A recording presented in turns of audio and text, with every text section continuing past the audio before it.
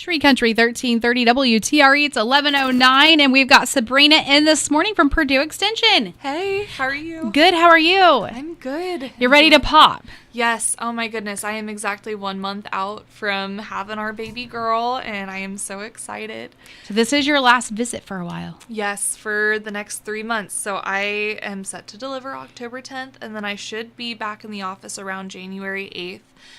So hopefully you guys will hear me on the air again back in January. That's right. We'll welcome in the new year, won't we? Yes, absolutely. Very good. So you have been busy up to this point, obviously. It's been summertime and everybody's got something going on. So what's been happening in your world? Oh my gosh. Well, I feel like right now I'm trying to wrap up all of the program planning before I go on maternity leave. There are a couple things that we've got scheduled that we want to make sure I get all the paperwork out of the way so they can still happen. So we've got things like succession planning. So that's coming up October 20th. We'll actually have Kyle Weaver, who is my counterpart in Switzerland County, coming up to give that program. We hosted it last year with the Greensburg Public Library, October last year, and had an okay turnout. But definitely had a lot of requests afterwards from people that maybe couldn't make it, but were really interested in the material that was being shared. So we wanted to make sure that we had it on the books around the same time. So succession planning, that'll be focused on, what do I do with my farm or my business, moving forward in the future? How, if I've got multiple kids, what does that look like? How do I divvy it up? What is best for me? And I feel like the extension answer with a lot of this is always, it depends on your situation. So this class will be a really good kind of walkthrough on how do we weigh those it depends factors. Okay. When is that class again? October 20th. It'll be at the Greensburg Public Library, and it'll start at 5:30 p.m. Do you need to register for that? Yes, we do ask that you RSVP. So you can call our office at 812-663-8388. I believe I also have Switzerland County's phone number listed as well. Especially if you have any questions and you're calling after October 10th, I'll be out of the office, so I won't be able to answer questions, but Landon, Danita will still be able to take your RSVP down. But we do have a flyer posted on our Facebook page that has Switzerland County's number listed as well, and just more information about the program. All right. That's very exciting. Very good information, too. Yes, absolutely. I think it's super important. It's a training I've sat through a couple times, and I just think it's really valuable. So very good. Any other programs coming up? Yes. We'll also have a PART program with Ohio Valley Ag on January 12th. So it's kind of fun. I'll be done with maternity That's leave. That's your welcome back party. Yep, right back into our PART programming. So I'm trying to get that paperwork finished up before I'm out, because they do ask that we have that paperwork sent to them no later than like a month before, and that would be December for me. So I'm like, I need to get on it, which we're almost done. I'm waiting to hear back from one more speaker, and then that paperwork should be finalized, and we'll have a flyer going out here maybe in the next week. But so that'll be at 9 a.m. It'll be at the Ohio Valley Ag Branch here in Greensburg. And yeah, be watching our Facebook page for a flyer, but that is January 12th at 9:30 a.m. or 9 a.m. You've had such a busy year already with programs, and you're already obviously kicking 26 off that way as well. Yeah, I'm excited though. There's a lot of fun things coming. We also have our Beef Basics training, so that is a program that gets held biannually. So the last time it was held was 2024. I'm a co-chair for that program, and it is a statewide virtual program. It's 8 weeks long, and it's aimed at anybody interested in the beef cattle industry. So if they are just interested about what it might take to have beef cattle and be successful, or they've been in the industry for less than 5 years and they just want to know how can I be maybe doing this more cost effectively, or what are some things that maybe I don't know about. This is a wonderful program for those producers.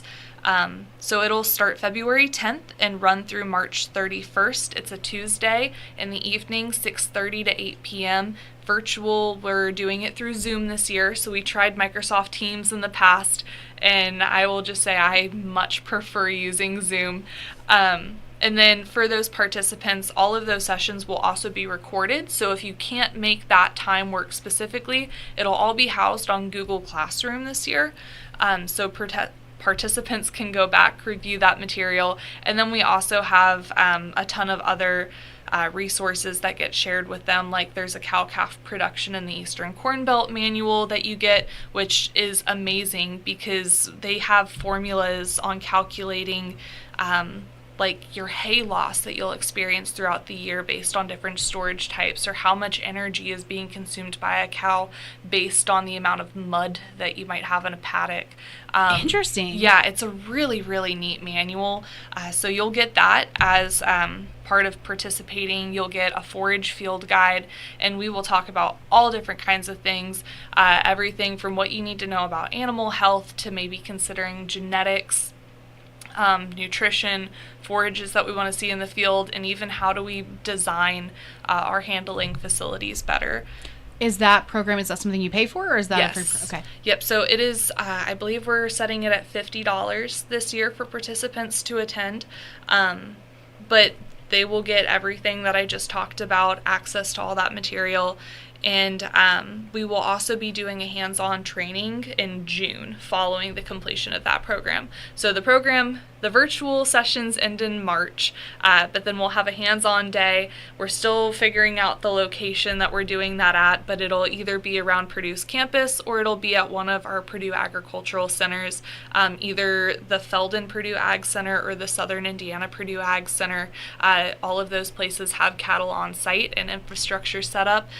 So it's kind of cool to get producers out there, but we'll also have hands-on training. So looking at the point of balance based on a cow's shoulder and how we're moving them there, even just learning how to tag cattle. So we'll have maybe some frozen cow ears that producers can practice their tagging on and things like that. So I'm really excited for it. That sounds really interesting. Yes. It very much so it is. Yes. So be on the lookout. We're going to have marketing material out for that, hopefully before the start of October. So you should start seeing stuff about that on our Facebook page.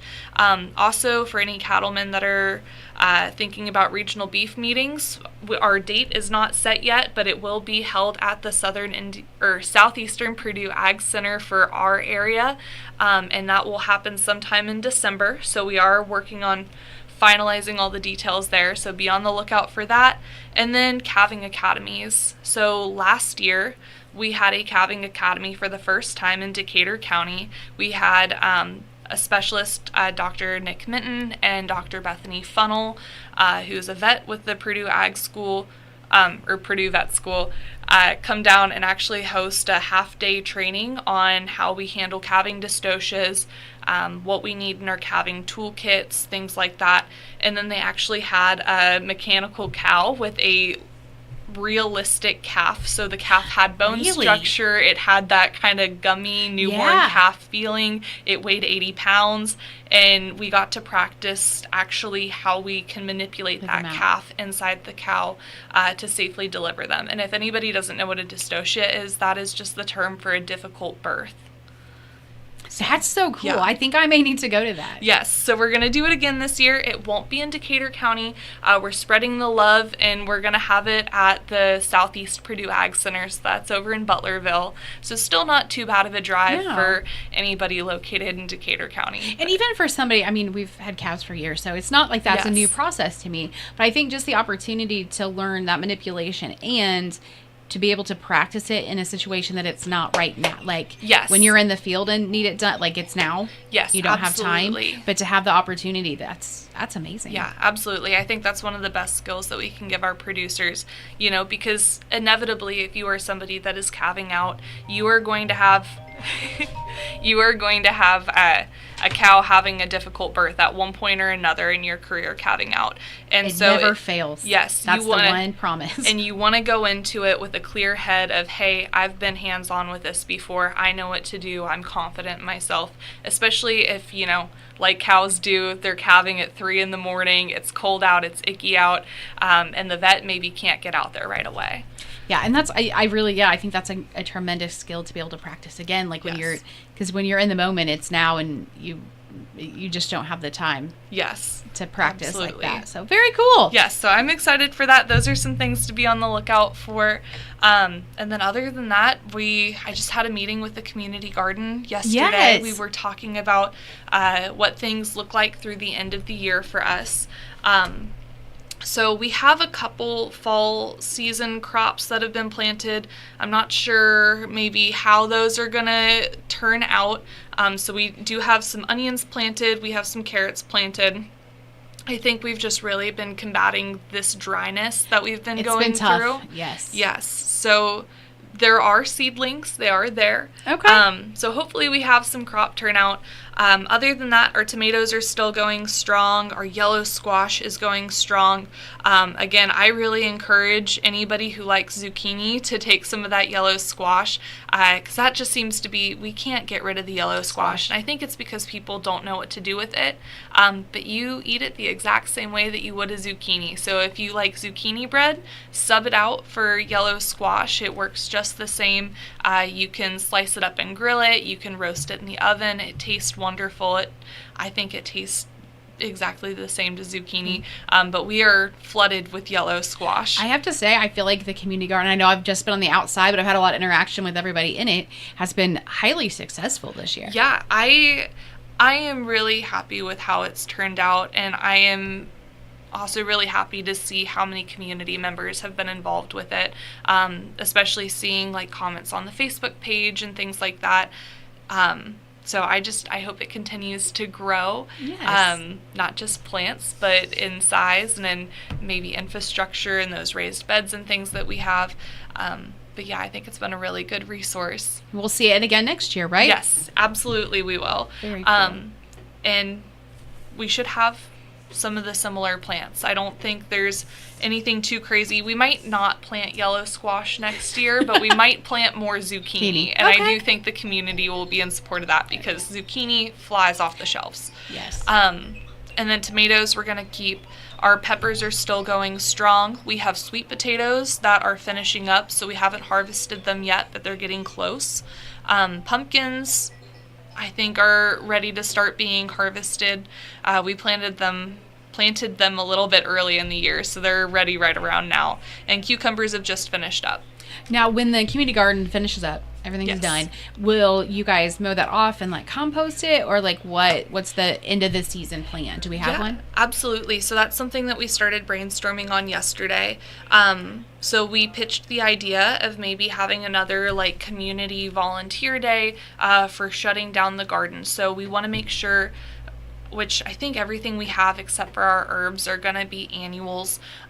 So we want to fully remove those plants out of the garden beds because we don't want them to sit there over winter and allow disease or pests or fungus to overwinter in that soil. So we're going to completely remove it all out, compost as much as we can. We're going to keep the composting going throughout the winter, and just get those beds ready. We might try and save some of the herbs.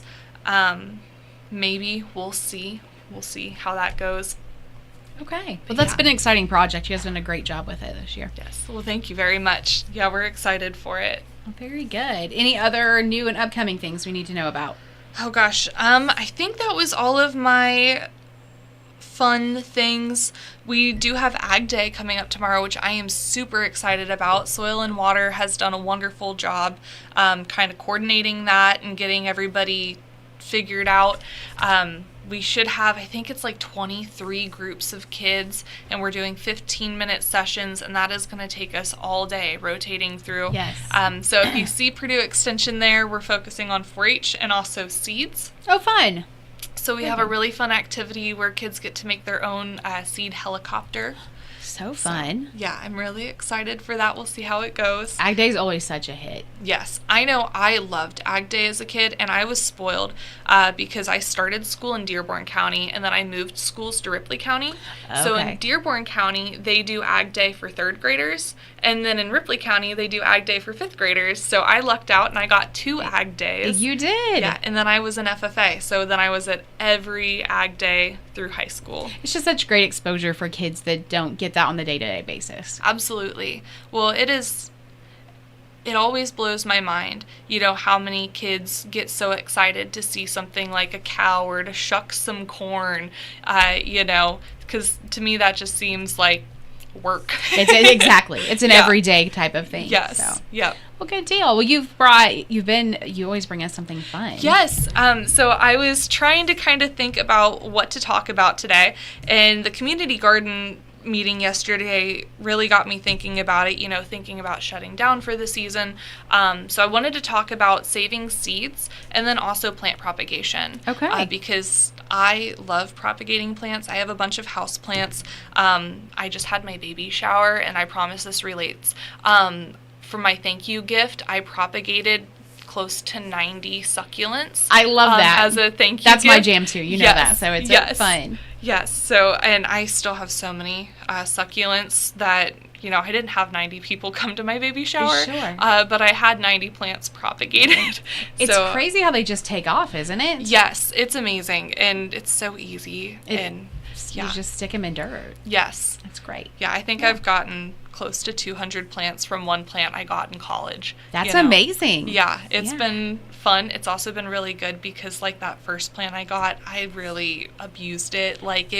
My dog last year knocked it off our plant stand and chewed it up, but I was able to take all the leaves and save it. It's a great thing how durable they are. Yes, absolutely. Good deal. But so talking about saving seeds, some of the plants that we have in our community garden are heirloom plants, so that might be something that we consider trying to save seeds. So I know we had a volunteer that brought us some heirloom tomatoes, and so that kind of got me thinking about saving seeds. So when we're thinking about saving seeds from our heirloom plants, things like tomatoes, they've got that gel, right, with that the tomato seeds are stuck in. So ideally we want to have our ripe tomatoes. We're going to scoop out the seeds, gel and all, and then actually put them in water and let them soak. And that water is going to help loosen that gel from those seeds and make it really easy to pull those seeds out from the gel. Then you lay them on a paper towel, let them dry, and then store them in a nice, dry, cool, dark place. For peppers, we want to leave the fruit on the plant leave the fruit on the plant. Sorry, I'm getting so ahead of myself. You're okay. Until that fruit becomes wrinkly. So we want it to go past the point that we would pick it to eat it, but not let it go to where it's rotting. Okay. And that'll allow those seeds to fully develop their germ. And then same thing, we'll scoop the seeds out, let them dry on a paper towel. Beans and peas are also another good plant to save seeds from, especially right now. We've got beans finishing up in the fields, but we want our bean pods to completely dry out, and then if you shake them, it should sound like a rattle. Oh, okay. Yep. Yeah. So we'll let those completely dry. We want them to dry for at least 2 weeks before storing, but then, you can just pop those pods open and then save your seeds. And then herbs. So I've got 2 different ways for this. So we've got seed saving, but we also have propagating. Okay. So with the saving, herbs. Yep, the herbs. Okay. So that's what these are. Okay. In my cup here, which I don't think we're on YouTube today. Yeah, you're on. Oh, yeah. Awesome. So you cool. can. So they might be able to see my there you little go. cup Perfect. of herbs. Yes. But so if we're saving seeds from the herbs, we want to let them bolt. So around this time of year, and especially if you grow basil, if you are anything like me, you are fighting back those seed pods. I really try to pinch off the flowers just so I have more leaf production. But I think I'm going to start letting them go to seed now. So fully let those flowers develop, and then when you are ready to harvest the seeds, you'll actually cut the whole plant and let it completely dry because those herb seeds are really, really tiny. And once the plant's fully dry, then we can kind of shake it around, let those seeds fall from the seed pods, and collect those separately from our herb plant, if that makes sense. Okay, yeah. Yep. But something else I was reading about, and I'm not sure how well Purdue recommends my method, but I will also share Purdue's method. So a lot of herbs like basil, rosemary, sage, you can do stem cuttings of. So Purdue recommends taking your stem cutting, 4 to 6 inches of stem, remove anywhere from half to 2/3 of the leaves, because the biggest issue that we have with our stem cuttings is water loss, and plants lose the majority of their water from their leaves. So they do need some leaves because we need to have photosynthesis for energy to produce those roots, but too many leaves, we might lose too much water. We also want to make sure that our plant is well watered before we take any stem cuttings, because again, that water loss is going to kill our cuttings. So then Purdue, this is where Purdue and I are trying different methods. Purdue recommends doing a soilless mix, so maybe 50% vermiculite and then another 50%, gosh, I have it written down here. 50% perlite. So 50% vermiculite, 50% perlite. It's a soilless mix, but that will help us have a nice, well-draining substrate. Sometimes that soil can hold on to moisture a little bit too well, and then actually cause our plant stems to rot before they can ever root. I read something where you could just try sticking them in some water and changing the water out. So that's what I am trying. Okay. So are they rooting as they're in the water? Yep, they should root. Okay. So after a couple weeks, I should have some roots coming off of the bottom of the stems here, and then I won't leave them in the water long term. Once I've got some nice roots developed, I'm going to transfer into a soil mix. Okay. Yep. But if you want a guaranteed way, Purdue's way with the 50% vermiculite, 50% perlite, that should be... It's all about experimenting too, though, so I'm sure, fair. Yes, but if you're looking to make money... I need you, though, to take pictures each week. Like, I need to see the progression. Document it? Yes, absolutely. because I'm very curious in this. Yeah, well, hopefully we're get nerdy some, plant people. It's okay. Hopefully we get some roots and we don't just see them wilt away in my little cup of water. You know what, though? It's an experiment. Yeah, absolutely. So, yes. Trial and error is how we learn. Yes, and this was just a low-cost, free way for me to try and get them to reroot. And just normal tap water? So I've got them in normal tap water. I think that would be fine. Yeah. Maybe depending on where you live, that might change just because different tap waters have different amounts of chemicals. But honestly, we have pretty hard water, which is high in calcium, so that might be okay. Might be good. And just keep them watered, right? Yeah, absolutely. So they do recommend changing out the water. So I would say once a week, dump out water, refresh it, just to keep those plants healthy and happy. But yeah, so we'll see what happens. I'm excited to see what happens with them. Trying to check my notes and make sure I don't have anything else with this. Oh, I do have something else with this. So in the 50% vermiculite, 50% perlite mix, we also recommend once they have rooted, get them in their soil mix. So once those roots are established, and then actually put like a plastic bag, a clear plastic bag, so like a Ziploc bag over it would work, and then have either some dowel rods or some coffee stirrers, stick those down in the soil, and that'll help prop that bag up off of your plant. Okay. But it creates more of like a greenhouse effect, and that'll also prevent the plant from losing any moisture. Okay. Yeah. And put it in the sun, like you want it like in a sunny area. Yep, a nice sunny area, but we want the temperature to stay somewhere between 65 to 75 degrees. Any hotter might just be a little bit too hot for that plant and cook them. All right. This is exciting stuff. I'm excited. I hope it works out. And then we'll have some stuff to plant next year. Very good. Yes. Let's see. What else did I have? Oh, lettuce, saving seeds for those. I actually just learned what lettuce seeds look like. Okay, I was like, I didn't realize there was a lettuce seed. Yes. So anybody who's grown lettuce has probably fought with them bolting a little bit, especially as we get later into the summer. So bolting is when we'll start to see those leaves maybe not get as big and it starts to grow up. And so what that's doing is it's starting to develop its flower. So lettuce it'll develop a flower. It'll look actually really similar to a dandelion. So they're often like little yellow flowers. And just like a dandelion, after they've been pollinated, they'll close back up and then they'll open into a white flower. and then they utilize the wind to carry the seeds elsewhere. So what you can do if you want to save your lettuce seeds is you actually pinch those white flowers off, and then you can rub them in between your fingers and break the seeds off from the white fluff, and you can save them that way. I was Googling it. Yeah, I had to Google it too because I have never let lettuce bolt before. No, small white star-like flowers when it bolts or goes to seed. Yeah. I've seen those, but I guess I never realized what they were. Yeah. Yep, so now you know. And so again, I recommend if you want to save your seeds, lettuce, herbs, beans and peas, peppers, and tomatoes, especially if you're saving seeds for the first time, you're going to have better luck with. Things like our vining plants, like pumpkins and watermelon, might be more difficult. Also, our biennials, like onions and things, are going to be difficult, and sweet corn is going to be difficult, just because there are some different pollination needs, different environmental needs. It's not impossible, but if you're just starting out, might not be the most fun. We want you to be successful in the beginning. Yes. Or you get discouraged. So yes, absolutely. We want to be encouraging with it. Yes. Well, very exciting. Yeah. The lettuce is like blowing my mind today. Yeah. I was really excited to learn about lettuce. It almost makes me want to try it. Yeah. Gosh, I feel like I had one more thing going off of the lettuce. It'll come to me. We can come back to it. It's fine. Yeah. Let's see. What else do I have?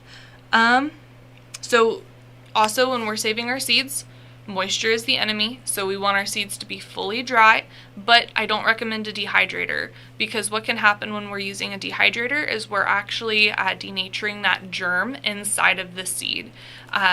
So the germ is that genetic material that's saved inside the seed.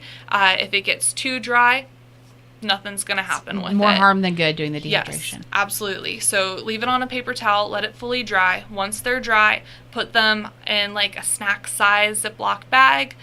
Make sure that you've squeezed all the air out because we want it to be airtight. Label what's in the bag because you think that you're going to remember what it is next spring, and I promise you, you won't, unless you are just really good at seed identification. But especially if you have different varieties. So I definitely recommend labeling the bag and then putting them in a place where that temperature is going to be about the same. So I'd say maybe keep all of your bags of seeds in like a shoebox and put it down in the cellar, right, where the temperature is going to stay somewhat cool between that 65-75 degrees, but it's not going to change too much. It's protected from the elements, things like that. It makes me laugh because my mama she saved every seed, I think, flowers, like everything. Yes. But so when you talk about the paper towel, she always was drying them, and then she would just fold it up and put it in that Ziploc bag, and she stored them till the next year. Absolutely. Yeah. And I know sometimes people deal with mold still in those baggies. So if moisture is an issue for you, a helpful tip that I heard is that you can buy silica packets, or you could save them from things like beef jerky. Oh, what a great idea. Beef jerky's got the silica packets in it. And just pop one of those in the baggie. So I imagine you kind of have to watch, too, the humidity if your basement or cellar is more of a wet area. That's fair. Kind of thing. If you have high humidity cellars, maybe a closet is better, or a cabinet in your kitchen, something like that. But yeah, so those silica packets. We're gonna have lots of gardeners next summer. That's what we're creating, right? I hope so. I think it's a lot of fun. The plants make me smile. That's right. And then in the spring, we're excited to use our seeds, right? We've done all of this prep on saving our seeds. Now we want to do two things. We want to test for viability, and we want to test for germination, because the last thing that we want to do is plant all of these seeds and waste our money on pots and soil when we could have bought seeds somewhere else because what we saved maybe didn't work out.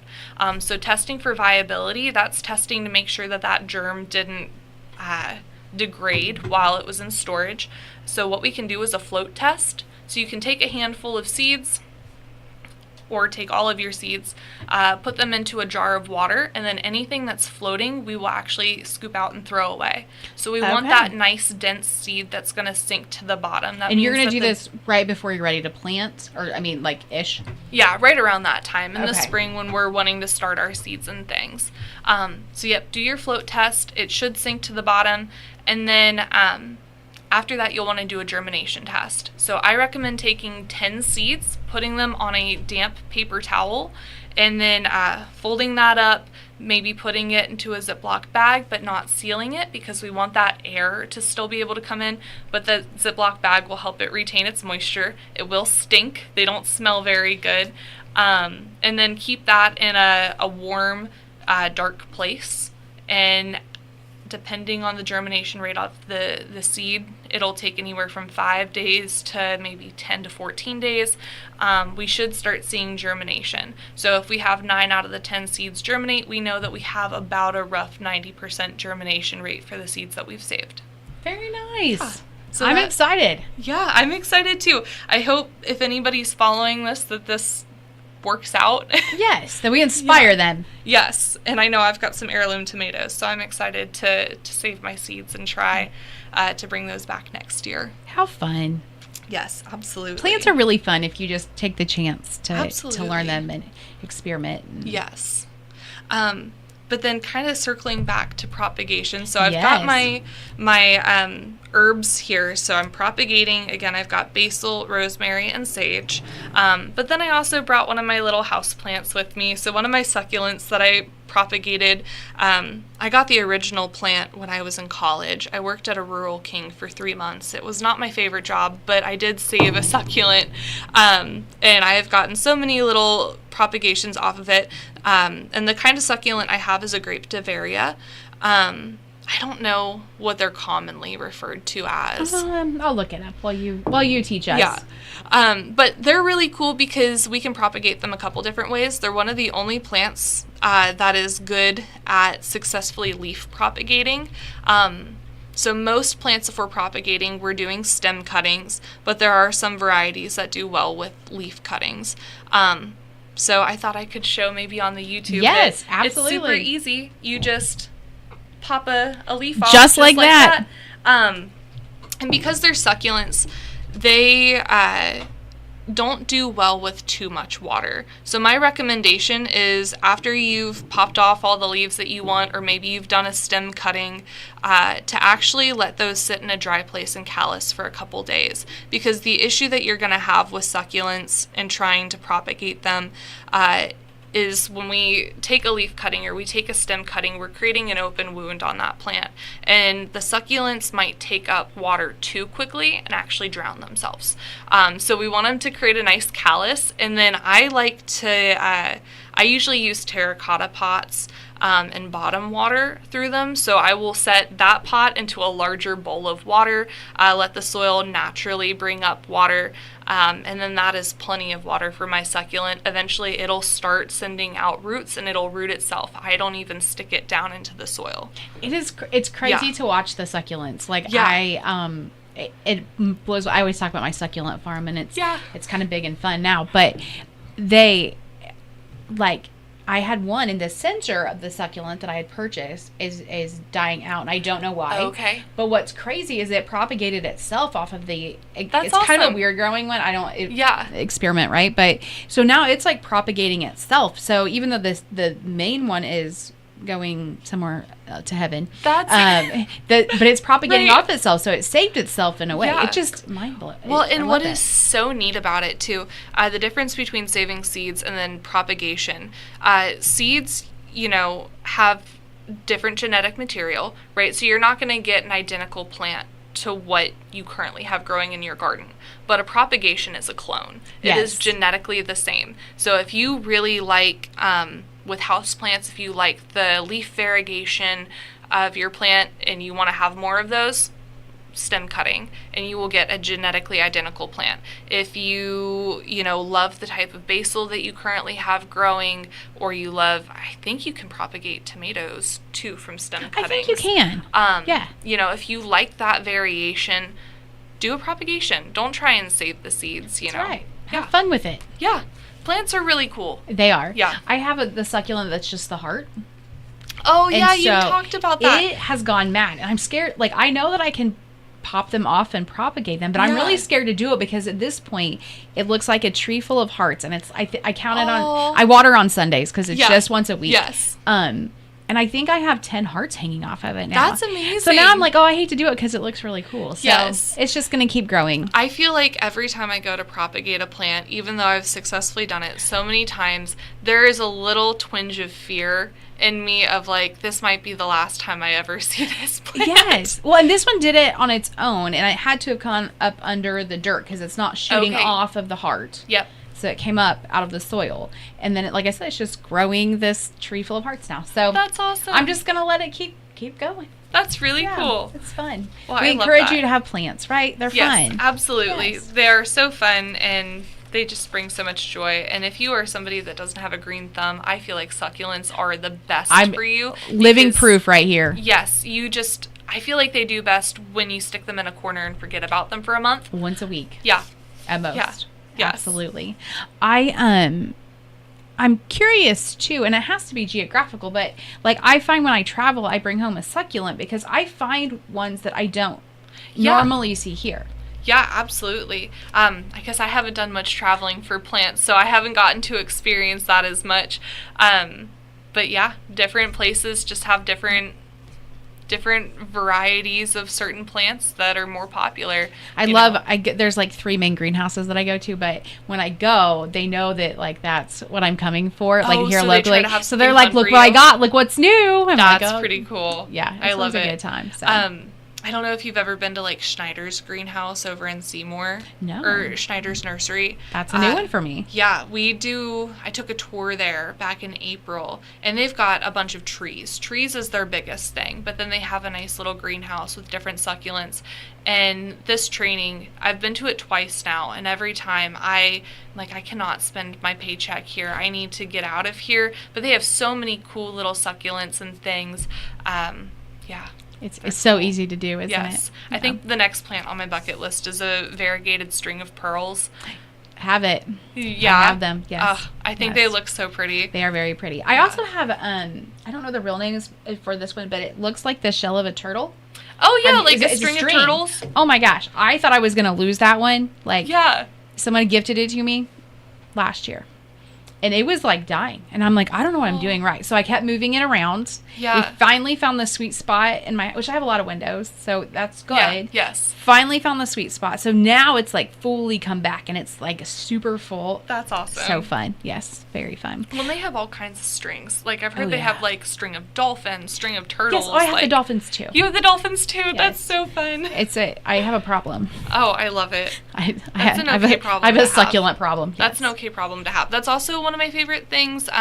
So for people that are listening, I'll reveal I live in Hope. But I feel like that town is so good at like people in the spring will have just little tables out of their house plants and just little propagations. Oh, how sweet. For you, like free to take. Which, that's super sweet. Yeah, what a fun way to like spread joy. That's right? Exactly right. Yeah, absolutely. Thank you so much for being on today. Yeah, thank you guys for having me. This was fun. Good luck with your baby. Thank you. We won't see you till January. Yes. So I think Scott Sanders said he was going to fill in for me. I think so. He's been vying for a radio show for a long time. There we go. He's gonna take over for you. Yeah. Well, good luck. I hope he doesn't get my spot canceled. No, he will not. He'll be great. Great. We know that you're coming back. Yes. It's okay. Yes. And he knows. I'm just giving him a rough time. That's right. Yes. No. Great information today, though. Thank you very much. So fun. All right. Well, if you need anything, we'll be here. And we'll be here in January when you come back. All right. That sounds good. It'll just be cold. Yes, absolutely. I'm not ready for it. Us either. All right. It's 11:47 on Tree Country 1330.